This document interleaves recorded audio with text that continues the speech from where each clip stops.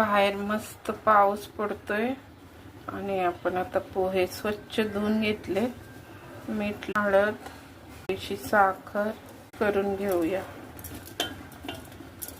ह्यासाठी कांदा, मिरची, कढीपत्ता कापून घेतलेला आहे आणि शेंगदाणे भाजूया. मस्त चहा उकळतोय, घालूया शेंगदाणे, घालूया, कुरकुरीत करूया. आणि पहा तळून झाले. आपण मोहरी घालू, मिरची सगळं भाजून घेऊ. थोडंसं क्रिस्पी, लिंबू पिळूया. पण साखर, हळद, मीठ मिक्स करून घेते, घालून मिक्स करूया.